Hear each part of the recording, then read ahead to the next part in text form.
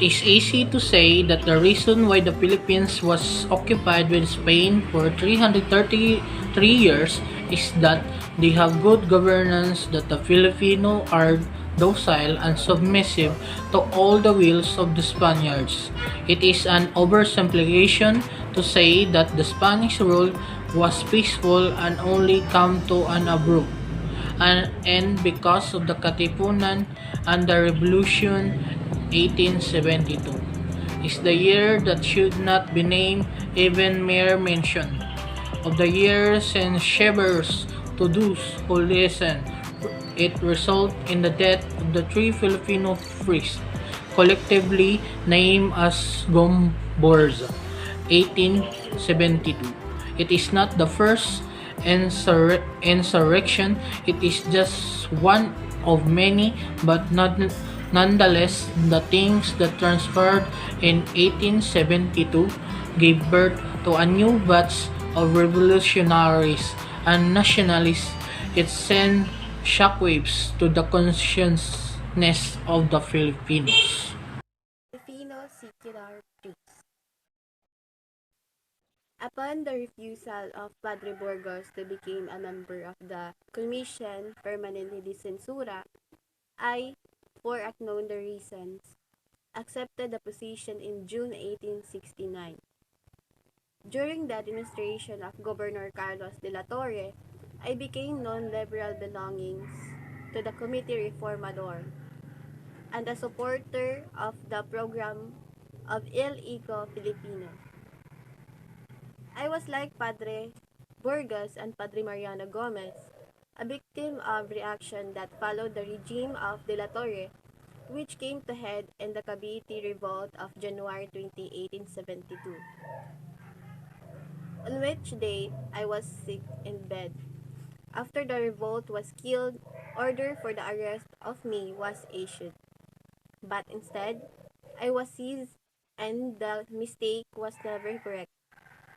The charge of sedition was found proven by the Council of War, and the three of us priests was strangulated by the garrote together with Francisco Saldua on the morning of February 17, 1872, on the Bagumbayan field.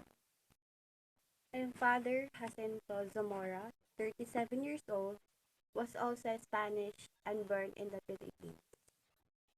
After my studies, I was ordained priest. After that, I occupied the parish of Marikina for a time and then that of Pasig. Desiring to occupy the first assignment permanently, I took the required test on September 28 and 30, 1864. But instead of finding the position, I was soon designated one of the two priests of the parish of Manila. The other position having been filled earlier by Padre Jose Burgos. Common interest and feeling must have brought the two closer and the question of the secularization of the parishes, meaning even the sympathy of Archbishop Gregorio Militon Martinez must probably enlisted his labors. What happened and what led to this mutiny? There are various perspectives on what exactly happened, on what led to it. One of the reasons put forward is the abolition of the privileges of the arsenal workers to pay taxes and to do forced labor polo services. That is just a mutiny out of dissatisfaction. Some see it as a mutiny instigation by the pliers to frame the three priests who were advocating the restoration of the parishes to the circular press, that this event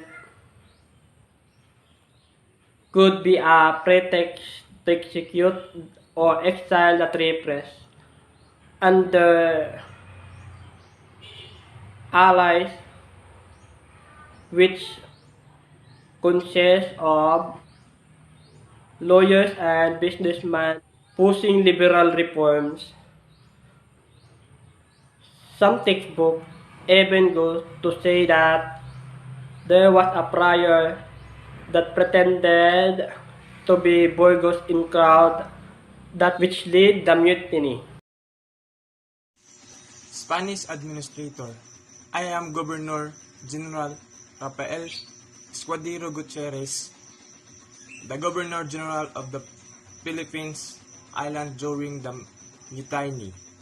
The Cavite Mutiny in an arm of natives get rid of the Spanish government in the Philippines.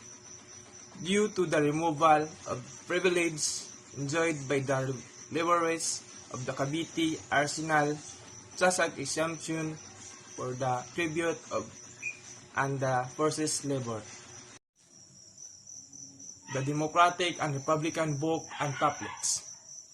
The speech and phrasing of the outposts of these new ideas in Spain and the outbursts and the American publicists, and the curious policy and the insensitive governments who the remaining governments since to govern the country. Filipinos put into action these ideas were the accurate condition which give rise to the idea of achieving their independence. I insisted that the mutiny is stimulated and preferred by the natives clearly mislead and lower as a signal of objection against the injustice of the government, such as not paying provisions on tobacco crop, pay tribute and rendering of forced labor. It is not clearly identified if undue planted intimidate and monarchy of a public or a republic becomes they do not have a word of their own language to describe this different from governments who leaders in Filipino world be called is however in turned out that the word seat and the supreme of the government of the frees that the leader selected words be Jose Burgos or Jacinto Zamora, which is not which is not the plan of the rebels who guided them, and the main they contained upon its realization. I am Marcelo Hilario del Pilar. Y. Gatmaitan, a leading propagandist of the Philippine Revolution in 1896. I work as editor, opinion writer, and even translator of Rizal's works into Tagalog. I was also officially delegate in Spain of the Committee de Propaganda of Maynila, a committee created by Industrados to initially campaign and lobby in Madrid for the country's inclusion in the Spanish Cortes Congress. It was my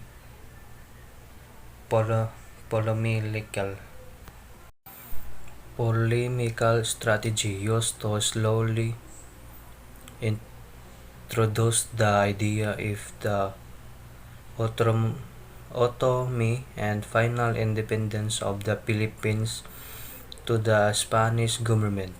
As I expected, the La Soledad proved to be an effective medium for propaganda, which in years that passed strongly influenced Spanish politicians in Madrid and Barcelona, and defend for a time the persecution of Indians by the Traians and Trans Manilda.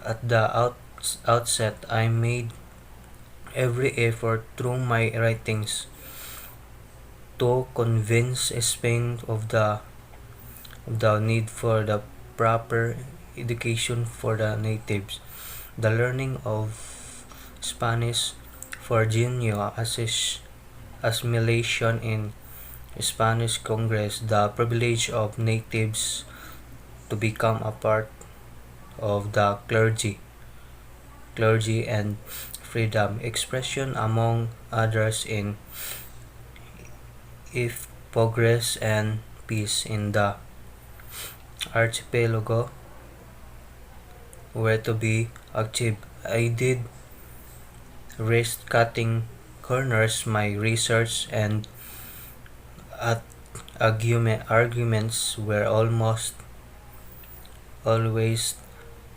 flawless. My pamphlets and articles of native on the other hand were largely written flowing eloquent Tagalog, which I wanted to become the national language if ever country would be granted full independence by Spaniards. One day, having been a law student, I was for the most part an avid learner of Spanish politics and a critic of Spanish lifestyle and social practices which I found altogether ill possessed. I am Archbishop Basilio Santa Justa. As a regular priest belongs to religious order, our main task was to spread Christianity. Example, where the Franciscan recollects Dominican and Augustinian. To be clear, secular priests did not belong to any religious order. They were trained specifically to run the parish and were under the supervision of the bishop. At some point, as a Spaniard representative, it is not our intention to kill the Gomborza. It is just that they are trying to oppose the role of the Christianity by betraying their fellow priests. Because at that time, Filipinos are supposed to be under the Spanish colony, that is why they need to follow the law. We resent the move because we consider the Filipino unfit for the priesthood.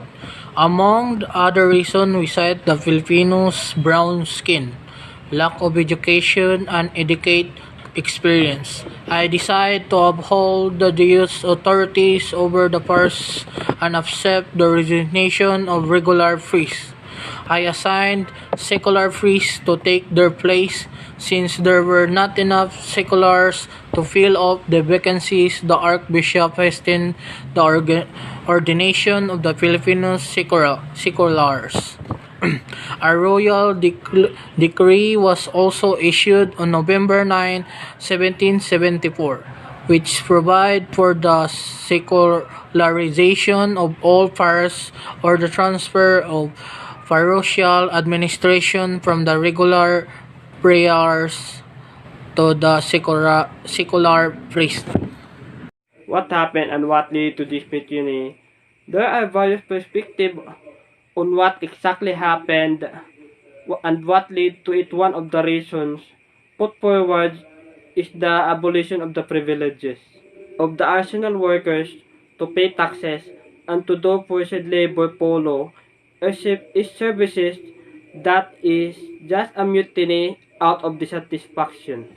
Some see it as a mutiny instigation by the friars to frame the three priests who were advocating the restoration of the parishes to the secular priests, that this event could be a pretext to execute or exile the three priests and their allies, which consists of lawyers and businessmen pushing liberal reforms. Some textbooks even goes to say that there was a friar that pretended to be Burgos in crowd which led the mutiny.